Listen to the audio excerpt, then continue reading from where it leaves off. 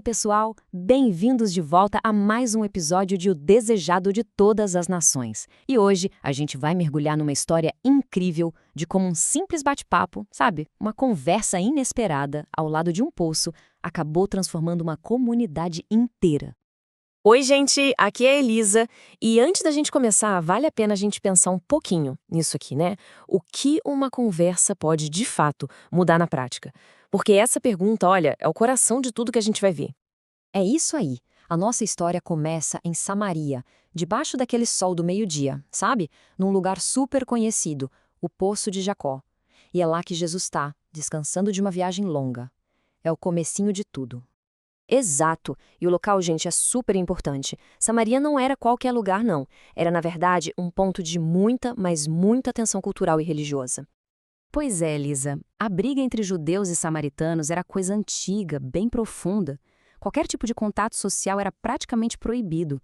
Então, só de Jesus estar ali e uma samaritana chegar, a cena já era algo fora do comum. Essa era a barreira que ele estava prestes a quebrar. E a reação dela diz tudo, né? Quando Jesus faz algo que ninguém esperava, que é pedir um favor para ela, um simples copo d'água, ele está quebrando todas as regras sociais da época. E claro, ela fica super surpresa. Exatamente. E esse pedido de água era só o começo, a porta de entrada. A partir daí, a conversa muda completamente de nível. Sai do plano físico, da sede comum e vai para algo muito mais espiritual e profundo. E em vez de entrar numa discussão sobre costumes, Jesus eleva o papo. Ele introduz essa ideia poderosa da água viva. E ele explica que não é a água do poço, mas sim uma fonte espiritual que sacia uma sede que todo mundo tem, a sede da alma. Essa promessa é o ponto central aqui. É uma virada de chave, né, de uma solução que dura pouco para a sede física para uma resposta que é para sempre, que atende às necessidades mais profundas que a gente tem. Ela fica super curiosa com a ideia, mas a cabeça dela ainda está no dia a dia, no prático. Quando ela pede essa água, dá para ver que ela está pensando em se livrar do trabalho de ir ao poço todo dia, e ainda não sacou a dimensão espiritual do que ele estava oferecendo. E é aí que Jesus, para ajudar ela a entender, muda totalmente o rumo da conversa.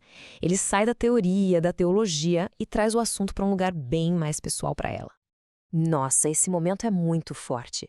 De um jeito super delicado, ele mostra que conhece a vida dela, os segredos dela. É a virada de jogo na conversa. A consciência dela desperta e ela percebe que não está falando com uma pessoa qualquer. Exato. E por se sentir, assim, exposta, meio desconfortável, ela tenta mudar de assunto. Ela joga na mesa uma antiga discussão religiosa, que era um ponto de briga enorme entre judeus e samaritanos.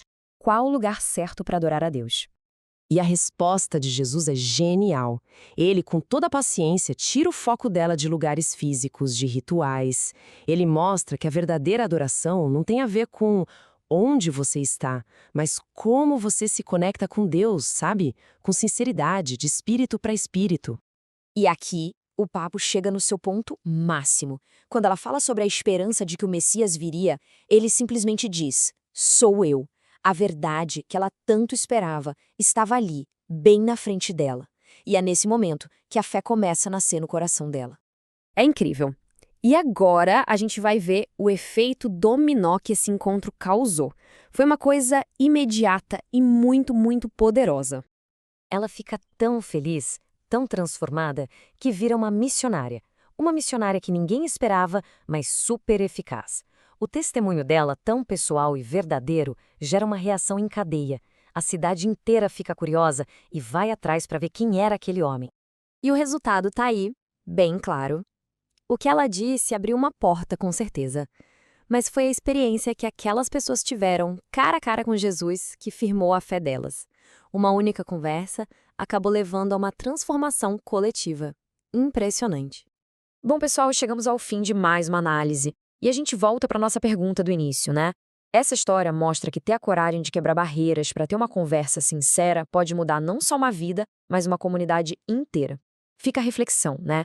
Qual o potencial que está escondido na nossa próxima conversa? Obrigadão por terem ficado com a gente nessa jornada. Lembrem-se que esse é só um resumão, o material completo está esperando por você. Até a próxima! Se esse resumo do capítulo de hoje facilitou sua vida, que tal nos ajudar a continuar? O link do nosso Apoia-se está aqui na descrição.